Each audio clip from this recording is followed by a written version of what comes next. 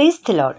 Greetings to you all in the name of our Lord and Savior Jesus Christ. Today's Bible verse, Psalms 77 verse 14.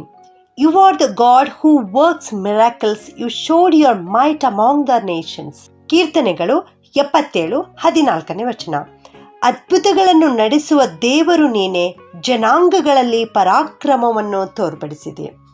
ಹೌದು, ನಮ್ಮ ದೇವರು ಈ ದಿನ ನಮ್ಮ ಜೀವಿತದಲ್ಲಿ ಹೇಳ್ತಾ ಇದ್ದಾರೆ, ನಮ್ಮ ದೇವರು ಅದ್ಭುತಗಳನ್ನು ನಡೆಸುವಂಥ ದೇವರು, ನಮ್ಮ ದೇವರು ಪರಾಕ್ರಮಶಾಲಿಯಾದಂಥ ದೇವರು, ಪರಾಕ್ರಮವಾದ ಕಾರ್ಯಗಳನ್ನು ಮಾಡುವಂಥ ದೇವರು ನಮ್ಮ ದೇವರಾಗಿದ್ದಾರೆ ಎನ್ನುವ ವಾಕ್ಯವನ್ನು ಇವತ್ತು ದೇವರು ನಮಗೆ ತೋರಿಸಿಕೊಡ್ತಾ ಇದ್ದಾರೆ.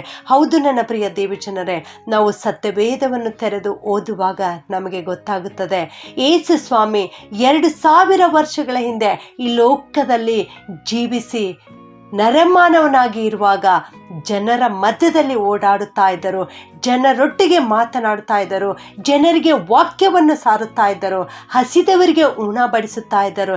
ಈ ರೀತಿ ಆತನು ಈ ಲೋಕದಲ್ಲಿರುವಾಗ ಅನೇಕ ಅದ್ಭುತ ಕಾರ್ಯಗಳನ್ನು ಮಾಡಿದ್ದಾರೆ. ಆತನ ವಸ್ತ್ರವನ್ನು ಮುಟ್ಟಿದ ತಕ್ಷಣವೇ ಜನರು ಆರೋಗ್ಯವನ್ನು ಪಡೆದುಕೊಂಡಿದ್ದಾರೆ. ಈ ರೀತಿ ನಮ್ಮ ದೇವರಿಂದ ಅಸಾಧ್ಯವಾದ ಕಾರ್ಯ ಯಾವುದೂ ಇಲ್ಲ. ಅದೇ ದೇವರು ಇಂದೂ ಕೂಡ ಜೀವಂತರಾಗಿದ್ದಾರೆ. ಆ ದೇವರು ಇಂದು ನಿನ್ನ ಜೀವಿತದಲ್ಲಿ ಅದ್ಭುತಗಳನ್ನು ಮಾಡಲಿಕ್ಕಿದ್ದಾರೆ. ನಿನ್ನ ಜೀವಿತದಲ್ಲಿ ಪರಾಕ್ರಮಶಾಲಿಯಾಗಿದ್ದುಕೊಂಡು ಪರಾಕ್ರಮ ಕೃತ್ಯಗಳನ್ನು ನಿನ್ನ ಮಧ್ಯದಲ್ಲಿ ಮಾಡಲಿಕ್ಕಿದ್ದಾರೆ. ನಮ್ಮ ದೇವರಿಗೆ ಅಸಾಧ್ಯವಾದದ್ದು ಯಾವುದೂ ಇಲ್ಲ ಪ್ರಿಯರೇ.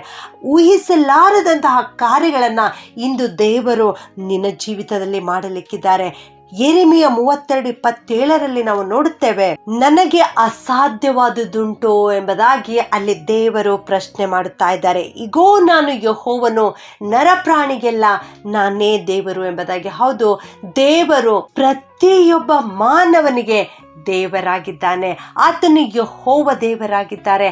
ಆತನಿಗೆ ಅಸಾಧ್ಯವಾದದ್ದು ಯಾವುದೂ ಇಲ್ಲ. ಆತನ ಕೈ ರಕ್ಷಿಸಲಾರದಂತೆ ಮೋಟುಗೈಯಲ್ಲ.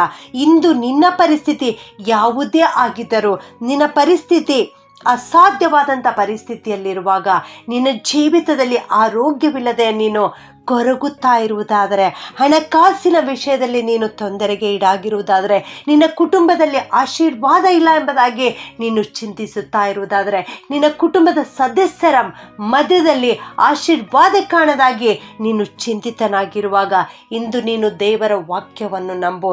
ನಮ್ಮ ದೇವರು ಪರಾಕ್ರಮವನ್ನು ನಡೆಸುವಂಥ ದೇವರು, ನಮ್ಮ ದೇವರು ಅದ್ಭುತಗಳನ್ನು ಮಾಡುವಂಥ ದೇವರು ಎಂಬುದಾಗಿ ನೀನು ನಂಬು. ನಿನ್ನ ಪೂರ್ಣ ಹೃದಯದಿಂದ ನಂಬು. ನೀನು ದೇವರಿಗೆ ಸ್ತೋತ್ರವನ್ನು ಸಲ್ಲಿಸು. ಖಂಡಿತವಾಗಿಯೂ ದೇವರು ಹಿಂದೆ ನಿನ್ನ ಜೀವಿತದಲ್ಲಿ ಅದ್ಭುತ ಕಾರ್ಯವನ್ನು ಮಾಡುತ್ತಾರೆ. ಪ್ರಾರ್ಥನೆ ಮಾಡಿಕೊಳ್ಳೋಣ. ಭೂಪರಲೋಕಗಳ ಒಡೆಯನಾಗಿರುವಂಥ ನಮ್ಮ ಪರಲೋಕದ ತಂದೆಯೇ, ನಿಮಗೆ ಸ್ತೋತ್ರ ಸಲ್ಲಿಸ್ತೇವಪ್ಪ. ಇಂದು ನೀವು ಕೊಟ್ಟಿರೋ ವಾಕ್ಯವನ್ನು ನಂಬುತ್ತೇವೆ ಸ್ವಾಮಿ. ಹೌದು ಕರ್ತನೆ, ನೀವು ಅದ್ಭುತಗಳನ್ನು ಮಾಡುವಂಥ ದೇವರು, ನೀನು ಪರಾಕ್ರಮ ಕೃತ್ಯಗಳನ್ನು ಮಾಡುವಂಥ ದೇವರಪ್ಪ.